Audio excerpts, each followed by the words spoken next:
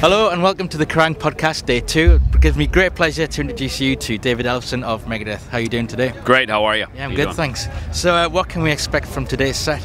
Man, we've got too many songs to choose from, which is a good problem to have. We have kind of our standard Megadeth set, which has a lot of the hits and the classics, but then we've of course added, there's the Endgame record, which we want to play a couple tunes off that, but then there's also this Rust in Peace 20th anniversary, which once we started that, we've kind of opened the can of worms, you know what I mean? So everybody, everywhere now wants us to play that. So we put together a cool little set here today for download. So a very good mix of everything. Yeah, cool. Exactly, yep. Yeah, so how's it being back in the band after, you know what, it's been great. It's really been good. In fact, a lot of ways, you know, Dave and I have been able to have a friendship now that we weren't able to have before, and not only because we started the band when we were very young, and of course when you're in a band, you know, that takes precedent and that's the first thing, but I think some time away from each other, we're able to kind of reacquaint and just become friends together, you know, hang, we got families now, so we got a lot of other interests and things, and it's funny, you know,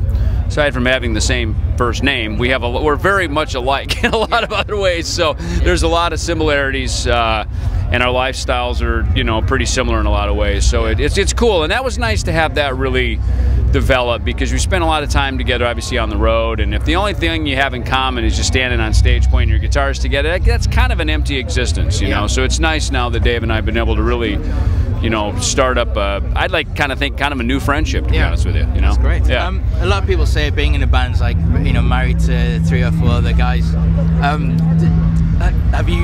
Have you learned to, now you've had such a history together, have you learned how to nip arguments or disagreements? Yeah, and I tell you what's nice this time for me coming back, Sean Drover, who's the drummer in Megadeth, is a wonderful guy. You know, I tell you, he is, he's a solid guy.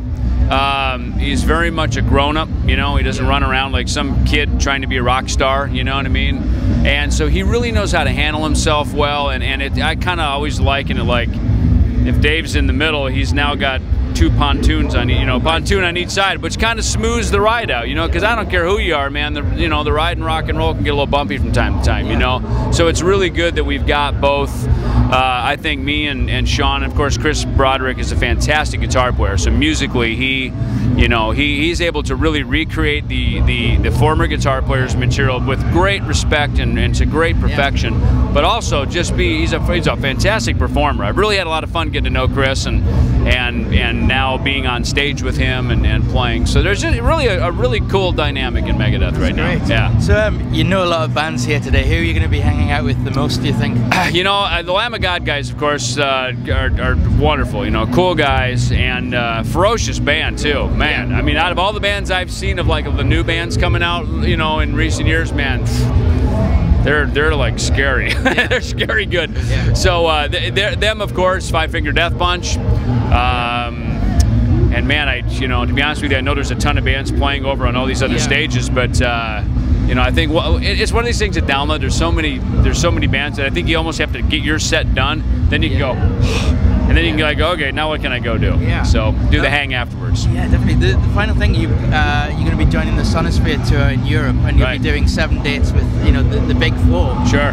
Did you ever think that would ever happen? You know, I kind of hoped that it would, and it's interesting because I heard about that. You know, there's been the talks and discussions of that now for a few months. So as it was starting to develop and happen, I was like, oh man, that is so cool. And that's why this year, 2010, is just a wonderful year for that to happen. Of course, Megadeth being back here at Download, 30th anniversary, here is Griller. And then going on to the American Carnage stuff with Slayer, Megadeth, Testament in the United States. I mean, just what a great year, not only just for us bands, but for the fans. I mean, for our whole thrash metal legacy, our movement, man. Because we're a tribe, you know, all of us, the bands and the fans, we hang together. So it's just a great year for all of us. It's cool. Well, a lot of English fans can see it in the cinemas on June the 22nd. June 22nd, yeah. How cool is that? You know, you get to go. Man, if I could have gone to see some of my favorite bands as a kid, you know, to go hang and see them at the movie theater would have been great. So gotta love technology. Yeah, brilliant. Well, thank you very much for your time, and enjoy the rest of the day. Awesome. Thanks, man. See you, man.